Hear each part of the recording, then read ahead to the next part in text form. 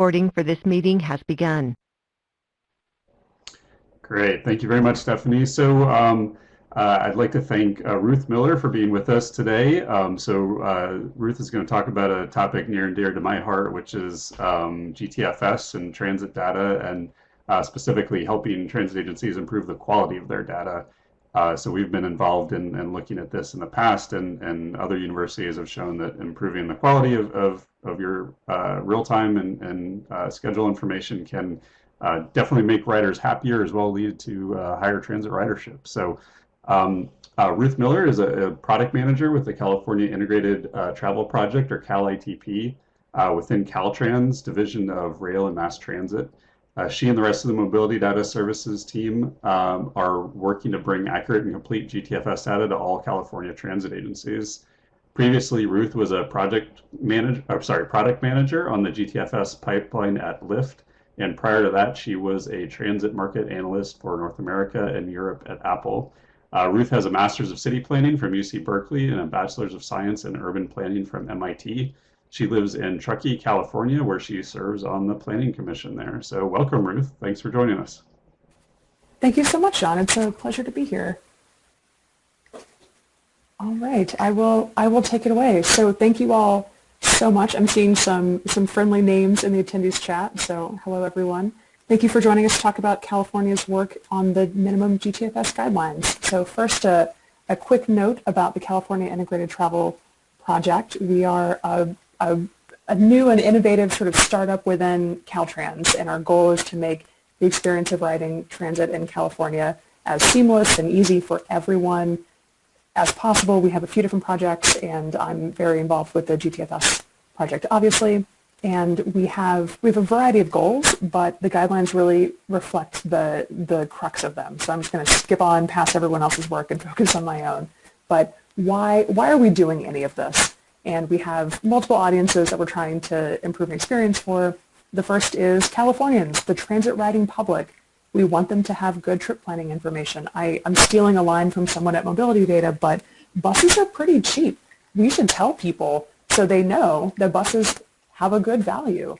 We also are serving transit agencies, transit providers. In this particular instance, we want to support the non-technical staff who know the work that needs to be done, but need something to leverage to give to their manager or board of directors or whoever they're accountable to. Just saying this is good for riders should work in an ideal world, but we don't live in that world. We need something to benchmark against. We need something to say, this is the bar that we're trying to clear, and this is what we need to do to clear it. So we want to help them be able to be concrete with their asks and then their funding. And also for Caltrans staff. Caltrans is, for folks that are familiar with the state of California, we have some very ambitious highways. I have caught myself driving on 80 where I am, or the 1 or the 101, and just sort of marveling at the hubris of this organization that we could just carve these amazing structures into beautiful landscapes and then move, hundreds of thousands of people a day on them. And we want the Division of Rail and Mass Transit, in an ideal world, again, to have that same sort of ambition. And it's starting with data. So we modestly, to start, baby steps, want the people within the Division of Rail and Mass Transit to be able to easily just know what's going on with an agency and with their data, and to be able to easily say, red, yellow, green, you're doing great, you have some room for improvement, and if you are compliant with these guidelines, then you're eligible for funding, or then we can help you with these other things. And if not, here are the next steps that will help you be able to bridge that gap and to be able to become compliant with the guidelines. In the same way that California leads on equity and is very able to say, if you don't have these things, you're not in compliance with Title VI, we would also like to be able to do the same thing with information quality. So that's why I'm here talking to you all and why we get up and do the things that we do. So now, the guidelines themselves. What's in the guidelines? They're 10 items currently, and they cover all manner of things, but they really boil down into these 3 categories. So if you were working to become compliant with them, you would end up talking to one of these 3 vendors, most likely. One is the people that make your static or schedule data. And they're hopefully pretty simple. Have a stable fetch location. My experience, as Sean mentioned, is very much in the data consuming side of the pipeline. So I feel these needs very, very viscerally. Put it in the same location so we can find it. reference the GTFS best practices where possible. And I just saw Sean drop today in the mobility data chat in Slack, the real-time best practices, things like that. Make sure that you're doing the things that exist, that we're reinforcing the things that already exist and are good out there. Also, if you're working with real-time data, first, have real-time data. That's literally the first guideline, but then once it exists and once it's in a standard format and once it's available and discoverable by the public, we also have guidelines around update frequency. It turns out a lot of agencies have, which shouldn't be surprising, have some pretty old radio equipment and aren't putting out updates very often. So this is a classic example of being able to say, hey, we would like you to be able to do this faster. If the obstacle is your hardware, then let's talk about how to fix your hardware, how to replace your hardware, that sort of thing. Also matching trip IDs. Again, as a person from the data consuming side, it's painful to see a lot of trips get thrown out and never shown to the user because we don't know what the update is referring to. And it's a lot easier to just make sure the trip ID matches than run a whole other bus and have a whole other driver. So we want to make sure agencies are getting full credit for the service that they're operating in the eyes of their riders. And then lastly, there's some guidance for how to represent this information online. Having contact information. Hello? Okay. I have a story I love to tell about when I worked at Apple. Hey, Ruth, I'm going to just jump in real quick. There's a few people that are noting. I have a few people who are noting that they're unable to hear you. Okay. Poor audio quality. Is there any way I can get you to dial in on your phone? I can do that. Yes, thank you. Okay, I just restarted the recording. Okay, so picking up at the beginning of the slide, and I'll go a little more quickly this time to not be repetitive, but the guidelines focus on the sort of feedback that you would give one of three kinds of vendors. One is the people producing your schedule data, and pretty simple things like making sure the data is stored in a stable location. So if you're trying to do versioning, someone doesn't just get stuck indefinitely with the December 2020 version, and also making sure that they refer to things like the best practices when those exist. Also, you would be able to hand this sort of feedback to someone working with your real-time data. We take very seriously the issue of update frequency. We know a lot of transit providers have old hardware, and this is a classic example of what we're trying to do. If we work with the transit provider, realize that they're not able to make updates very frequently, and we can pin it easily on a hardware issue, that's a place where now we can talk about procurements, we can talk about perhaps a different type of hardware, and that's potentially a relatively easy win in this space. And also matching trip IDs. I mentioned that I came from the data consuming side of this, and it's really painful to watch trip ID or trip updates get tossed out because we can't match them to a scheduled route. And it's a lot cheaper to fix those trip IDs than run another bus. So we want to make sure that transit providers get full credit for the service that they're running. And then finally, for the people that make your website, a few other things here that are very useful for, again, data consumers, having contact information. I love telling the story of I worked at Apple, and it was my job it was one of the things I did to call up agencies and say, your transit data says this, but your PDF schedule says this. There's a disagreement. Which one should we listen to? And he's sort of passively giving that nudge that maybe your data is out of date, but also just trying to give a good experience to the writers. And one agency hung up on me because they didn't think that I was really calling from Apple, which it is kind of strange, and I acknowledge that. But when there's no technical contact, people that have this sort of feedback end up calling customer service departments who have a whole other line of important things to do other than trying to understand this weird and wonky transit data standard. So if there is a technical contact, making sure that's very clear, and then also having open usage terms. We have a few examples of model language on the Caltrans website for agencies that are unsure of how to describe this properly. But again, it's so hard to make this data. We want to make sure that people can find it and use it comfortably. So then how are we using the guidelines? This is all fine and good. We want them to be clear and raise the standard, but how is Cal-ITP actually putting these into practice? And there are three, and I've sort of hinted on these already, but it all comes down to tools, processes, and procurements. So the first step, and this is where I get to shout out Cutter, is in tools. So mobility data has a canonical GTFS validator. Google has endorsed that this is now what they're going to use to validate their feeds, so everyone has insight, and Apple and others have also in their own way quietly acknowledge this as well, this is a way for us to all get on the same page about what is good GTFS data. So we're doing what we can to reinforce and support those. We've deployed the static validator, also cutters, and we have another project with the grading scheme, and we're working to make it easier for people to see into these tools, or see into the quality of their data using tools like these. And coming actually now very soon, June 1st, we intend to send these validation results in an email at the first of every month to every transit provider with feedback on their data. Here's what we saw. Here are the list of validation results. Here are the stop IDs that changed. Having stop IDs change breaks a lot of things in these data consumer pipelines and risks other issues as well. So just to let people know that, like, A, we're listening. B, there's sort of some established standards. We want to make sure that you're able to get the most out of your data. And then C, here's how you can take this and give it to your vendor and have a conversation. So we are big fans of Sean and Cutter's real-time validator and look forward to adding that into a future automated email. And the next is processes. This one's also been pretty fun. So we have these guidelines. We have 350 plus public transit providers in California. How do we get them to actually look at these results? There's a wide variety of agencies. Some of the bigger, it doesn't even correlate to size, strangely enough.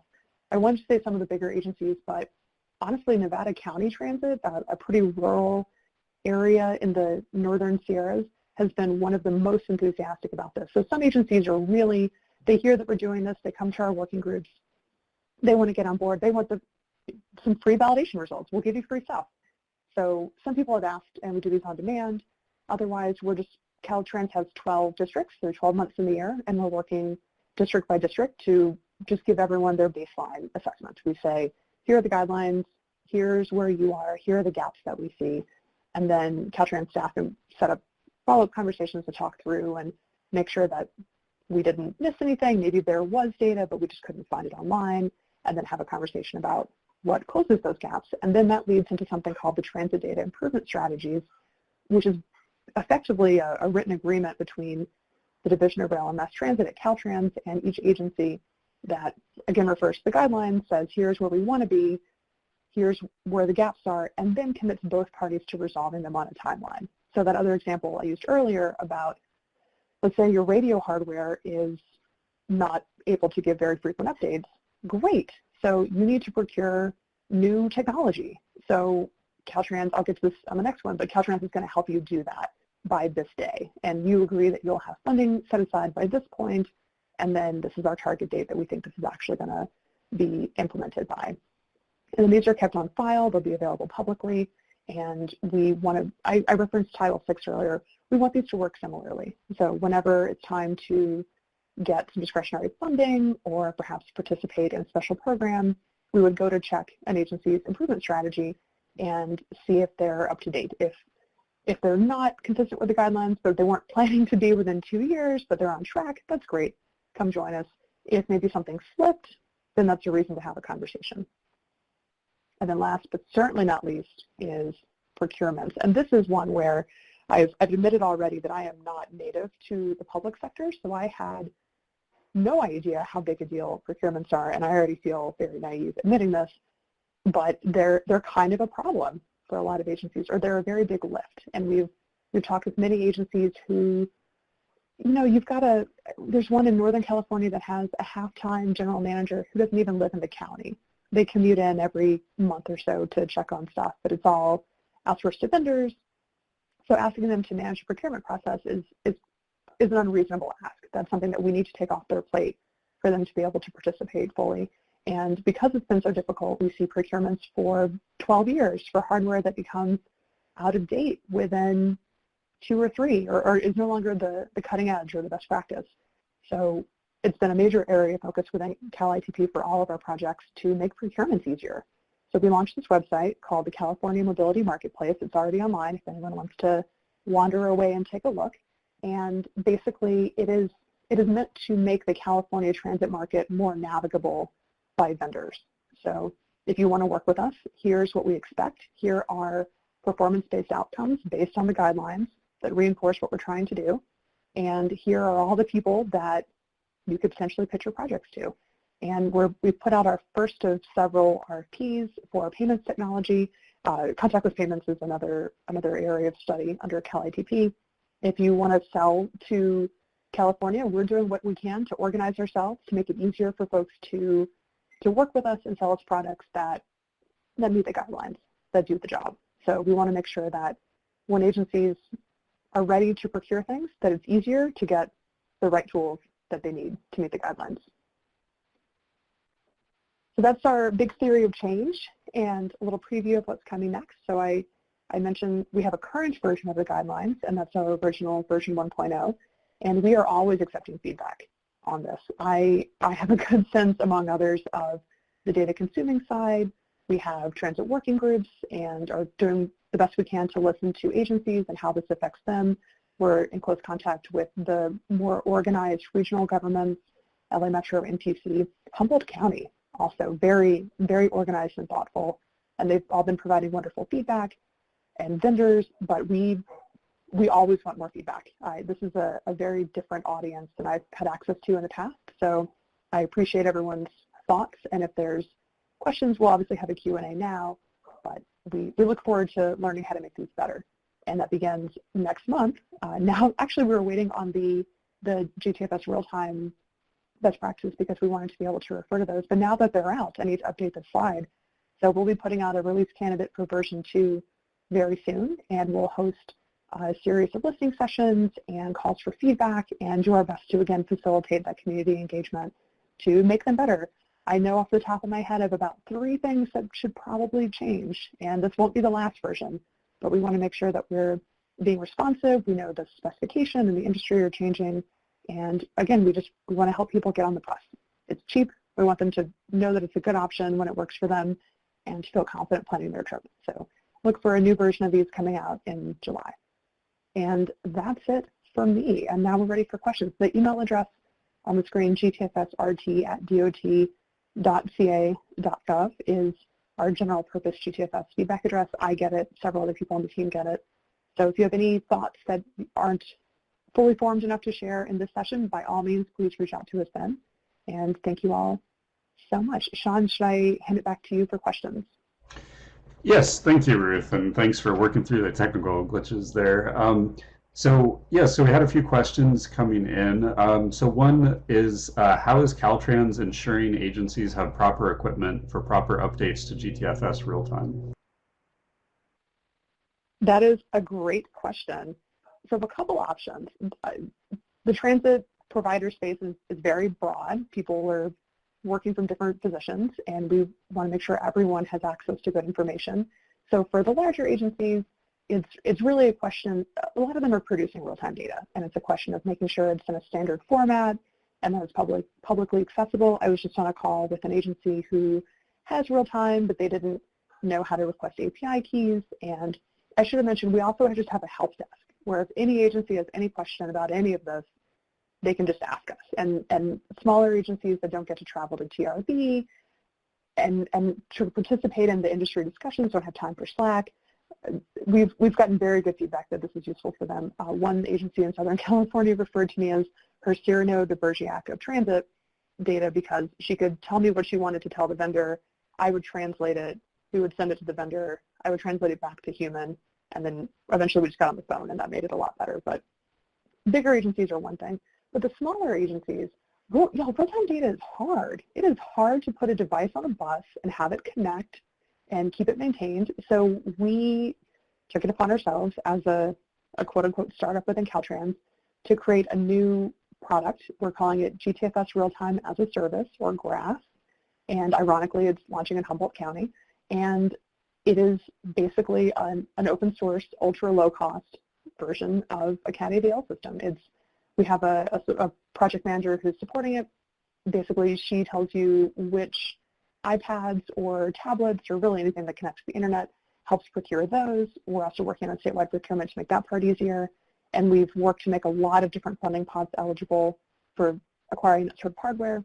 And then you scan the QR code, and then we run it. And it's a fork of Transit Clock. So many thanks to people on this call and to Sean for some of those introductions. And then we run your real time for you. So if if you have a vendor and you have a CAD AVL that's doing other things, that's talking to your enunciator, we're not quite there yet, but if you don't have anything and just want to get a dot on the map and get some estimated times of arrival, that's something that we're actively doing. We've launched it in San Bernardino. We're actively working with the aggregated Humboldt County area. They're very well organized, which I appreciate. And yeah, we look forward to having many more deployments of that soon. So that's a great question. That's another example of something that Caltrans hasn't been able to do before. But if we can build these crazy bridges, absolutely we should be able to get real time in the hands of people that haven't been able to access it. So thank you for that question. Great, thank you. So there was another question. The question was, did I understand correctly that there are incentives for agencies to make improvements? Can you explain that in more detail? Great question, Ryan.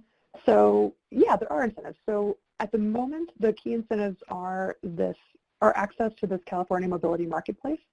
So if you are an agency and want to participate in a statewide procurement, so not have to issue, and this is, pardon me for my amateur language around describing procurements, but if you don't want to have to issue your own paperwork and just be able to use your money to buy something that's already been approved, then that access is restricted to agencies that have transit improvement strategies on file. And then similarly, if you want to acquire a technology on your own and use funding that is discretionary to state rules, it has to be a vendor, or it has to be a product that is compliant with the guidelines. So for instance, if you're buying, to keep picking on that radio example, if you want to buy old radios and they're not able to make updates every 20 seconds, then you have to use some other pot of money. And a lot of the money comes through the state. So that is an incentive in its way.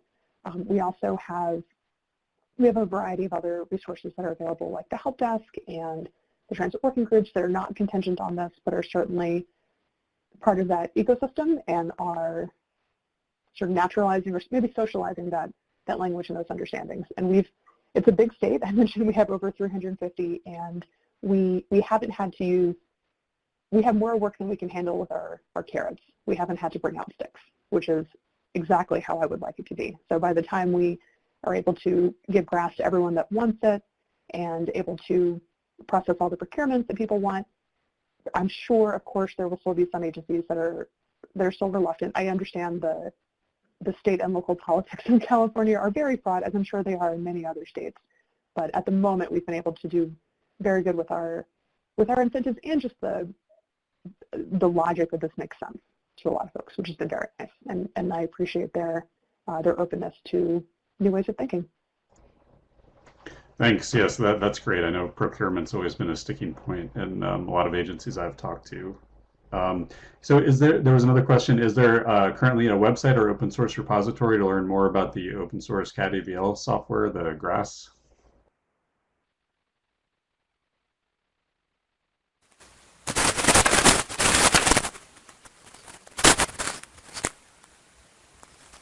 My phone just dropped, but I still am logged in on my computer. Can people hear me? Yes, we can hear you. Were you able to hear my last question? I can read it on the screen, and I hear myself. Is it the one about an open source repository? Yes, so we are fully on GitHub, and that is one of our many repositories that is available. And as I mentioned, it's a fork of an existing open source tool, so our intent is not to ingrain ourselves in a system where we have to be here forever. We understand how special this team is, and we're trying to put as much open source code out into the world while we exist as we can, and are hoping for the best. But absolutely, check us out on GitHub, Cal-ITP, no hyphen. Great. Another question, how have transit agencies reacted to this program in the state of California so far? That's a great question. It's a mix. The vast majority have been excited, the vast majority are indifferent, but the ones that have been engaging with us have been excited. We come bearing gifts. Our first introduction last year was the announcement that we wanted to have 100% of state agencies or of public agencies on the map. We wanted 100% coverage of Google's schedule data, and we're very close to having it. And that was through a statewide procurement for Trillium, which I'm sure many people here know is a great vendor and purveyor of fine GTFS schedule data. So basically a small agency says, we don't have schedule data. We say, great, we've already paid for it. You just go talk to these people. We'll handle all the paperwork.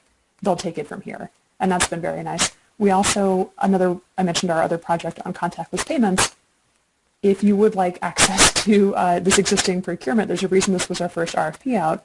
We can get you the tap devices. We can get you the payment processing, the whole thing. My manager, Jillian, is a very impassioned advocate for the value of contactless payments. If you can buy gas and coffee by tapping your card or your phone, you should be able to do the same through OpenLoop with your transit. There's no reason transit should be a separate ecosystem and a separate financial system, and it isn't in other parts of the world.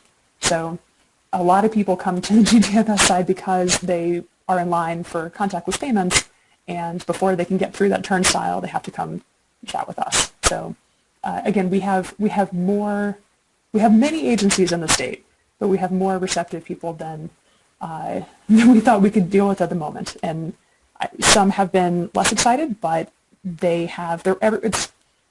everyone's got neighbors, and we're hoping to do a good job by the regional leaders that we're working with that we earn our reputation.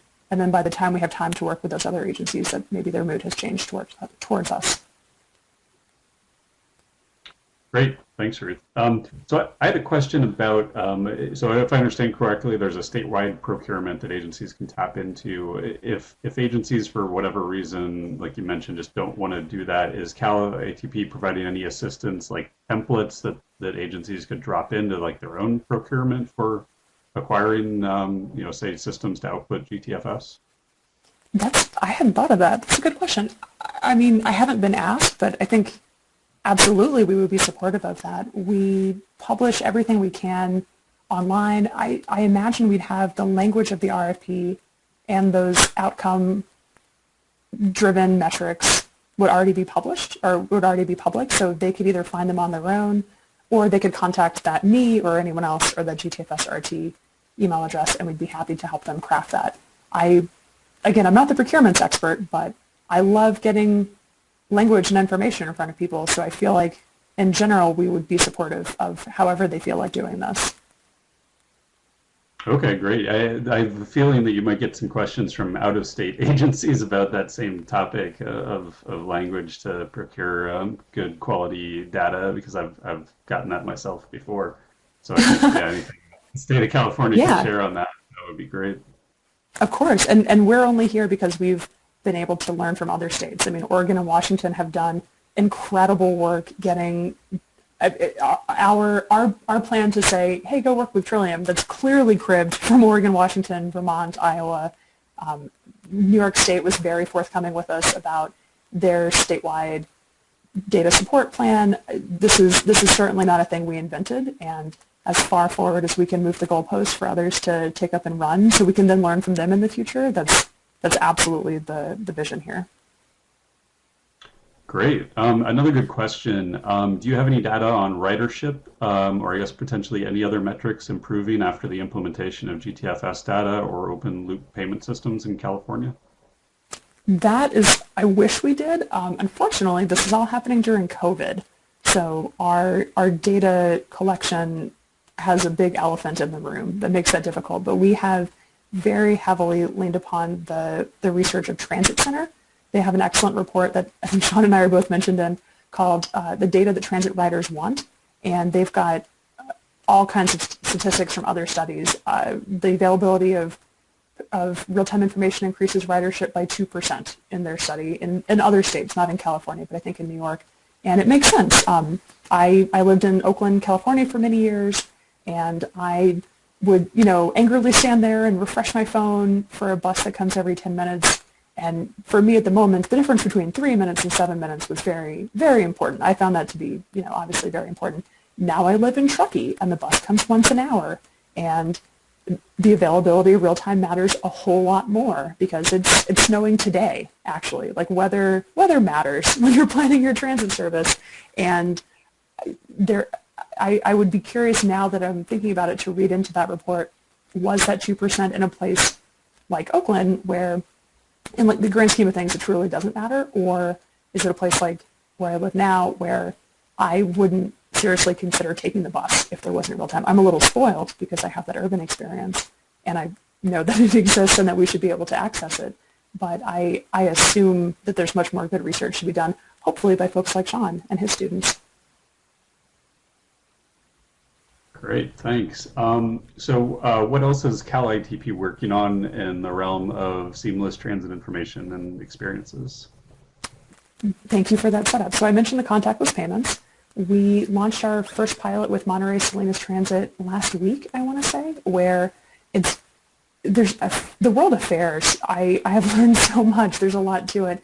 It's not just being able to tap on the bus and pay, but that payment processor has to understand how to calculate your fares. And I don't know if it's special to California. I think I hope so. I'm not even sure. But there's some very complicated fare rules, and we've been very excited about the evolution and now adoption of the Fares V2 standard and being able to describe these really complex fares.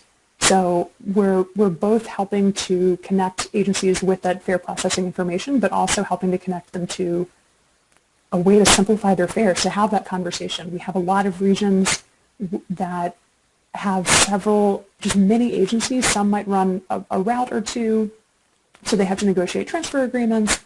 Some might be distance-based, some have other exceptions, and we're also supporting really just fare simplification.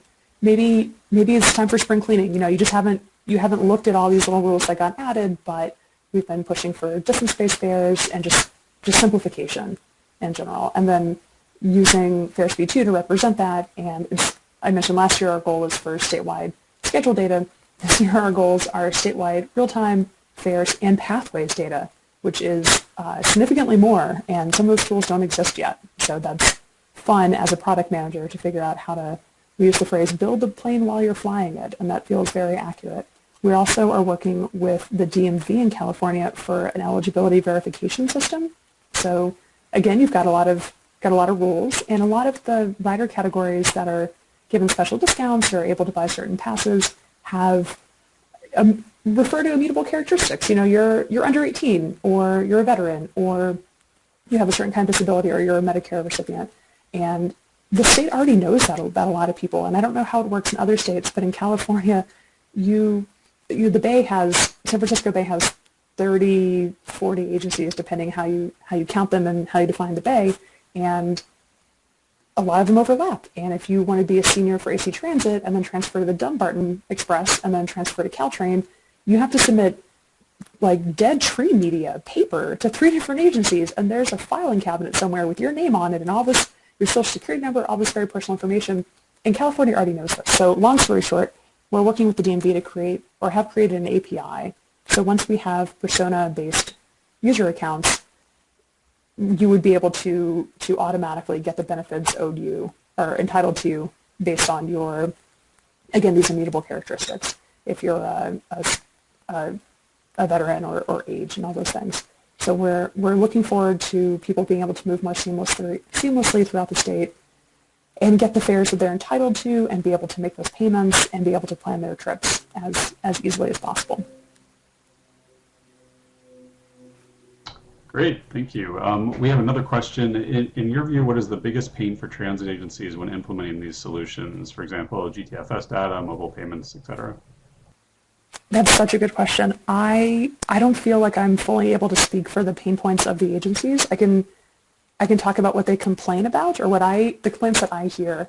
And gosh, I feel like this is a recurring theme in my career. I work on technology, but the hard problems aren't technical. They're entirely political. Politics are so much harder than technology. We can write code so much more easily than we can convince people to support anything or to come to an agreement. I mean, my biggest pain point is the fact that we still don't have high frequency connected service, and I know people are working on it. But I think with this, I don't even know. I feel like we have so many agencies that are so happy to talk to us about contactless payments. I don't have a good answer for this.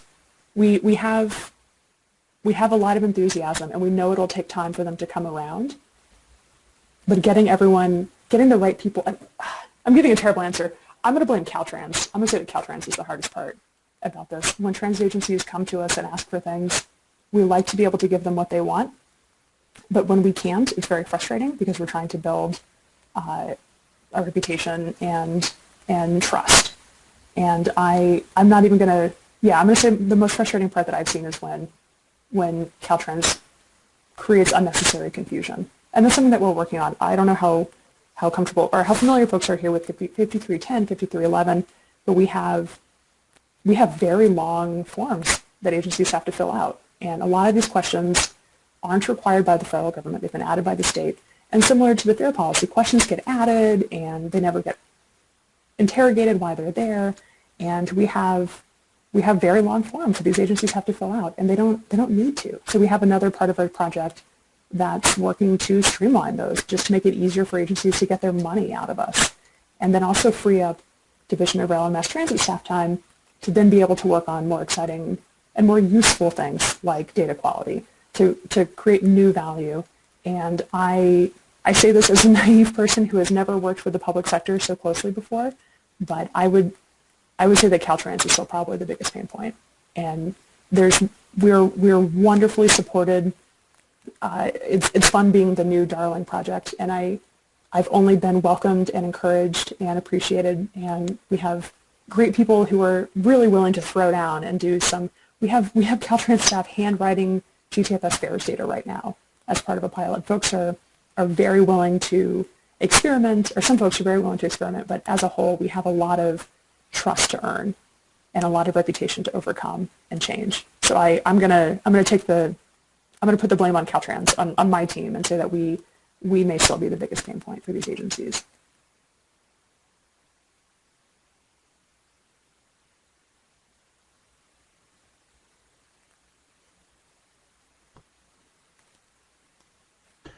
Great, and I know, so Ryan.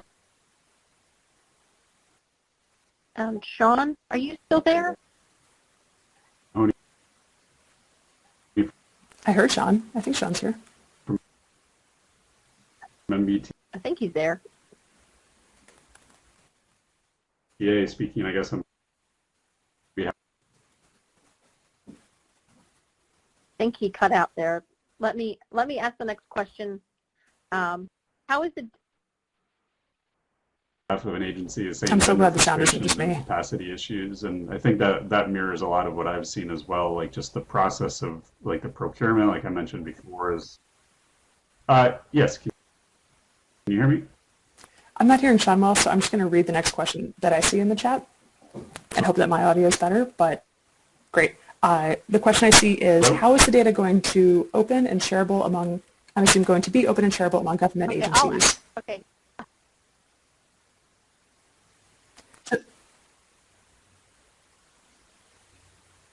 How is the data going to be open and shareable among government agencies so the data and access to the data is not just privatized only through Trillium and their customers, Google and Apple? I love this question. Thank you for asking. So, yes, this is important. Google is not the internet. We use it as an example to get to people who haven't thought about this. Can folks hear me? I'm back. Can you all hear me? I do hear you. Sean is having a problem with his audio, so I think he's cutting in and Okay, out. Sean, I can take it for a second. No, we can't. I've got this one. So how are we making sure, thanks Bill, how are we making sure that this is truly public data? The public paid for it, the public should get access to it. So we are backing the two major feed aggregators, Transitland out of San Francisco run by Interline, and the Open Mobility Data repository run by Mobility Data, a nonprofit out of Montreal. And it is one of the guidelines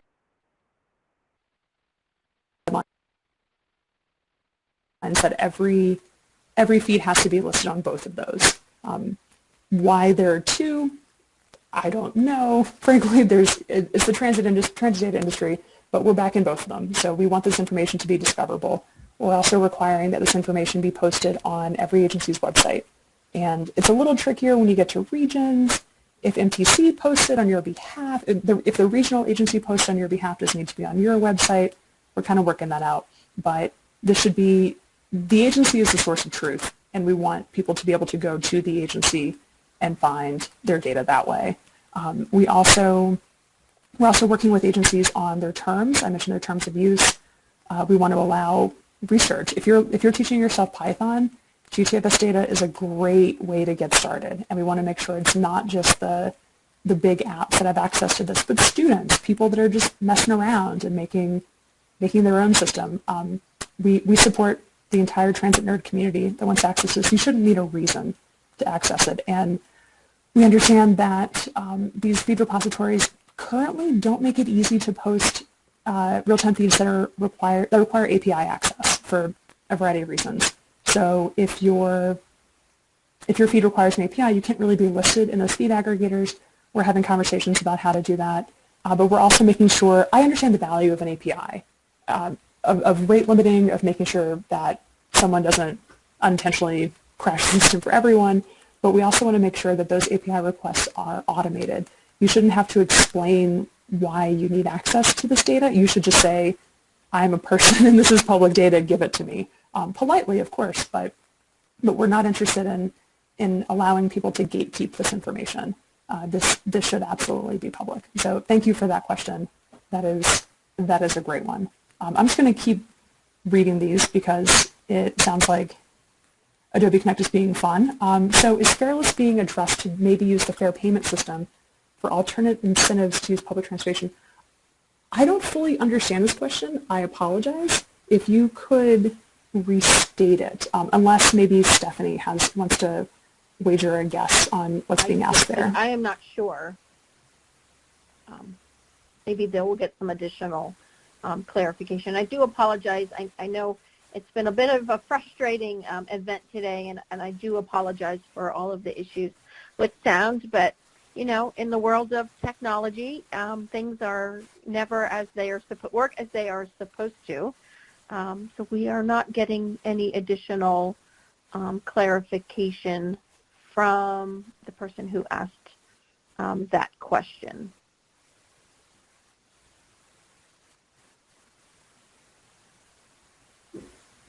I would almost risk musing about, I know in San Francisco we've had a lot of debate, or I'm not part of that we anymore. They've had a lot of debate about the value of free transit as a way to respond, to restart and recover.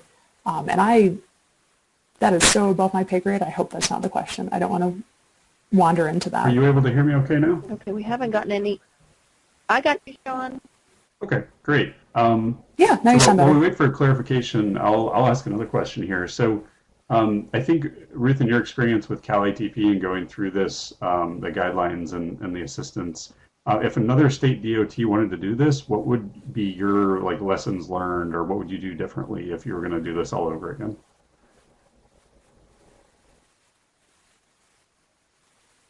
Oh my goodness, I could name we could definitely fill the rest of the time with that.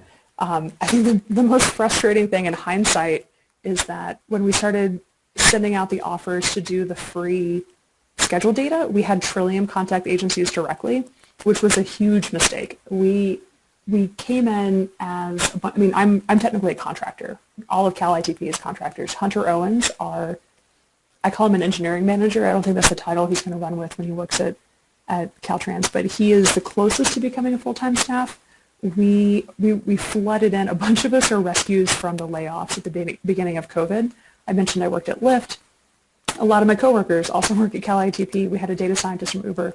We all just sort of came in right when the money was available and there was great need. And we didn't have the public sector experience, and we didn't have the institutional knowledge of how these agencies would respond to us. I've only been able to talk to agencies that come to meetings like this, that have the bandwidth, that have the time, that have the ability to code switch to private sector. I think a lot of us underestimated how steep that divide would be. What we should have done was to collaborate with actual Caltrans staff that have these existing relationships, that know how to push back on language, and have them lead that kind of outreach. And we did learn that lesson, and they are leading the assessments now and other things, but understanding how much you can do with contractors versus how much you can do with actual employees is a lesson that I will carry with me for some time. And part of it, again, it's political. It's easier to build technology than processes. And we had to deliver something to prove to that we were going to stick around, that this was going to have that this was going to continue to have weight and be worth people's time because they have plenty to do already. But I would recommend thinking about how to carve out that early win with minimal staff dependency and then be able to transition to using actual staff as quickly as possible. And in an ideal world, maybe you have staff that are savvy, that are both tech and policy savvy and can do this. And I know probably seeing a few names in this call, if you probably are. But I think we could have navigated that a little better. Other things, we have a transit working group, which if anyone doesn't have something like this, I would recommend starting as soon as possible, or just come join ours, honestly. But I was surprised how I was the only one surprised. I think the people that started this knew exactly what they were doing. But I've been in spaces now with transit agencies and no vendors. I mean, I guess technically I'm a contractor, but I just shut up and they just talk to each other, and it's amazing. And I love having very small agencies that would never, from different parts of the state, they never have any other reason to talk to each other, just to come up and say, hey, have you ever considered doing this? Have you ever thought about just like going to entirely frequency-based or, making some other change? Not even questions about vendors, just like how they run their day-to-day, or have you guys also struggled with this? And just having that space for them to talk to each other, that's where all of our good ideas come from. Honestly, it's just shutting up and letting them hash out what's going on and sort of like build that community. Because I mentioned, they don't get to go to TRB. AC Transit and BART and LA Metro know that they're not alone in the world, but the Tahoe area regional transit doesn't have a lot of friends, and being able to provide those spaces and use that to guide our work was great. And we did that early, but as early as possible. We've also, maybe because we're California, maybe because it's the 2020s, I don't know, but we have a very market-oriented approach, which is really great. We do things called market soundings. California is not able to put out an RFP without then committing to, within a certain timeline, like procure. RFIs also indicate an upcoming RFP, so it kind of gets you on a little timeline that we weren't sure we could keep. So we did what we call market soundings. They're practically an RFI. They're just like, we're curious how this works. Who has thoughts on this? And I know folks in this group have applied or have responded, so thank you all for people that did that. And that helped us understand not just we can write the best code in the world, but if people aren't going to be able to spend money on it, if they're not going to be able to convince their manager to buy it, if it's not compatible with something, then it doesn't matter. It's not the best code because they can't acquire it. So being able to have those conversations, we're running GTFS RealTime as a service, but in general, we're really trying to support existing vendors. And we're trying to make the case to them that, like, look, GTFS RealTime is the standard. Everyone's using it. If you're Muni, so I worked at Lyft, and it was my job to bring forward all the transit agencies and the feeds that we would support in the app. And we're obviously going to show Muni. You can't say you have San Francisco and not show Muni. So they have a non-standard real-time format, and a lovely engineer in New York spent 5 hours figuring that out. And that is part on Lyft for not having been in the space very long, and everything took a while. But then I bring some other small agency and say, oh, this is also really important if you're part of this community or this smaller city. But if it takes, they're not going to spend Muni time on that. They're just going to say, if it's not standard, we're not going to use it. So a lot of people don't get on the map, and that's really frustrating. So we maybe could spend $1 billion and try to, like, compete with all these existing vendors, or we could just talk to the vendors. So I appreciate that we have made a sort of market-oriented approach work by acknowledging the world as it exists and working within it. I think it's, to use another tech aphorism, boiling the ocean. We don't have the time or the money or the longevity to do that. So we have to work within the tools that already exist. Great. Thank you very much, Ruth. I think that you've provided a lot of really interesting and useful information. It's exciting to see what Cal-ITP is doing. So thank you for joining us today. I believe I'm going to turn it over to Stephanie now, and she's going to talk a little bit about some of the upcoming sessions, webinars. Thank you again, everybody. Thank you, Ruth. Thank you, Sean. And I thank, again, everybody for the technical problems today. I do know that can be a little bit difficult, but I do appreciate all of your patience. I am going to open up the evaluation on your end. If it doesn't open for some reason, I have placed the web link, the evaluation in our web link section with today's date. Please simply click on that link and it will open. The feedback provided in the evaluation is not only important to our presenter, Ruth and Sean today, but the entire NYSER webcast series. Our next NYSER webcast is scheduled for June 17th. A link to all of our upcoming webinars is also available in the web link section. Again, simply click that link and register. We will be hearing from one of our research partners, Dr. Colucci Rios. He will be speaking about corridor-wide surveillance using unmanned aircraft systems. Again, thank you so much, and we'll see you next time. Bye, everybody. Thank you all so much.